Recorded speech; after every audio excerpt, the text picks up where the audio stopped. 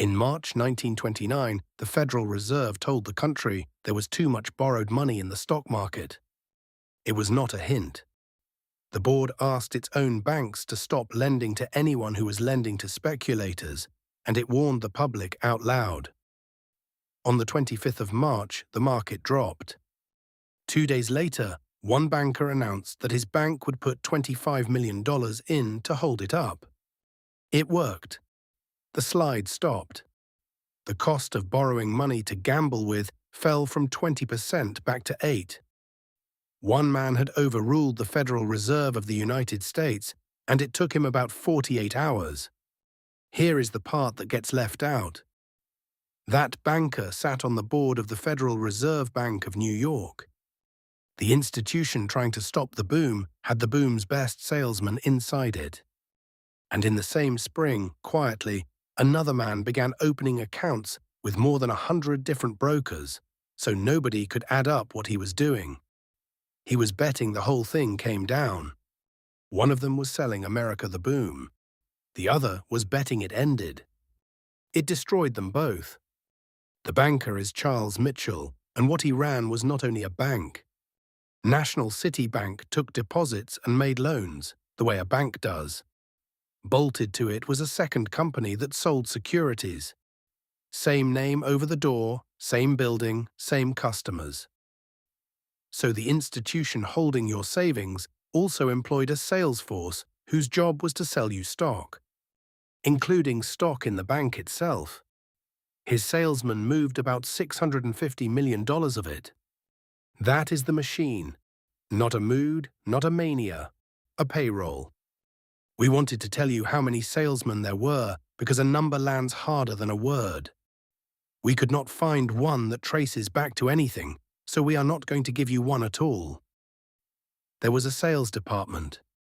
That much is on the record. The press called him Sunshine Charlie, and he earned it.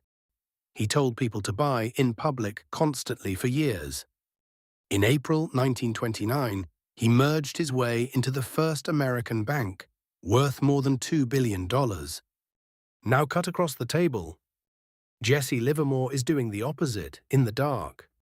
100 brokers, so no one of them sees the size of it.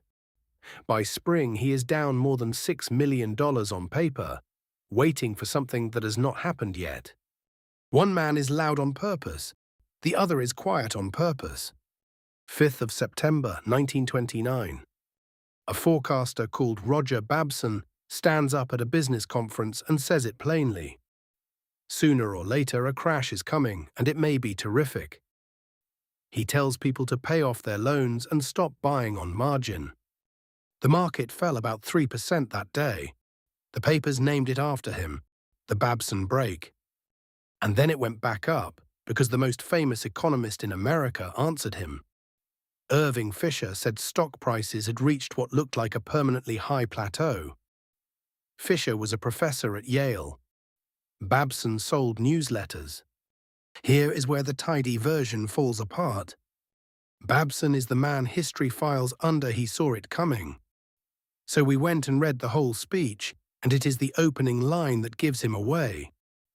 I repeat what I said at this time last year and the year before. He had been predicting a crash for years. He was not reading 1929. He was saying the same sentence until a year turned up that matched it. That matters because it takes foresight off the table as the thing that separated these men. The warning was public, and it was repeated. Seeing it was not the hard part. 24th of October, the market opens down 11%. So much is being sold that the ticker cannot keep up and falls hours behind. For most of that day, nobody in America knows what anything is worth. They are selling blind.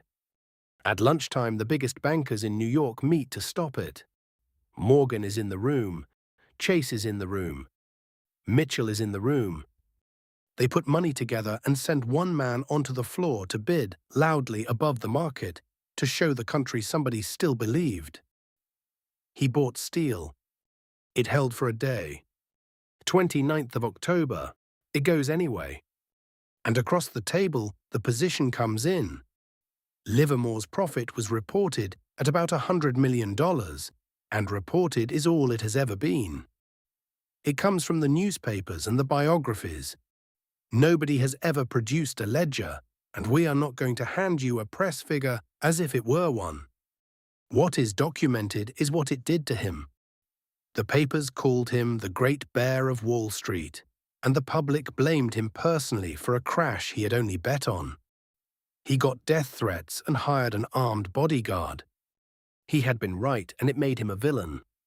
1933, Mitchell is called in front of a Senate committee, and the lawyer asking the questions is Ferdinand Pecora. Pecora takes him apart in public. He resigns. He is indicted for tax evasion, acquitted of everything criminal, and then loses about $1 million to the government in a civil case anyway. Senator Carter Glass said Mitchell, more than any 50 men, was responsible for the crash. That is Glass's verdict, not ours, and we think it is too neat. No one man caused this. But Glass wrote the law that came next, and it says what he believed. Banks were cut away from the businesses that sell securities. The sales department was made illegal. 1934. The government builds a regulator and puts Joseph Kennedy in charge of it. Kennedy came out of the crash enormously rich. You have heard why. A shoeshine boy gave him stock tips, and he decided that when the shoeshine boy is trading, it is time to get out. We could not trace that story to anything.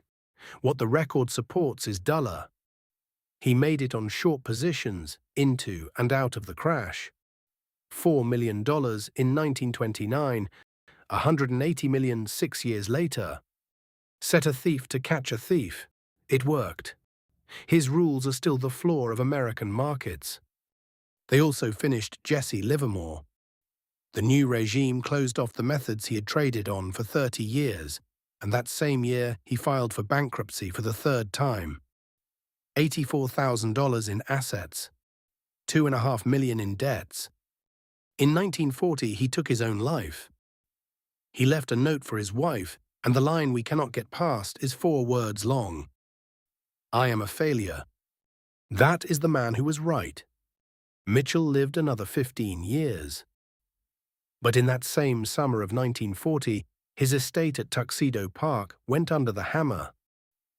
108 acres, a 25-room mansion, reported to have cost over $1 million to build. It sold for $15,200. Nobody sets those two liquidations next to each other because the two men are always told apart. So we put them side by side. Mitchell's house came back at about $0.015 on the dollar. Livermore's came back at less than nothing because he owed more than he had. Both sides of that table were wound up within 6 years of each other, and neither position survived. And none of it was hidden. The central bank said so in March. A forecaster said so from a stage in September. Everybody could see it. Nobody could hold it. Seeing a collapse coming is not a fortune. It is a position, and a position has to be right again tomorrow. The only one who kept the money stopped trading and took the referee's chair. If you like fortunes taken apart with the receipts attached, subscribe. This is Rags to Riches.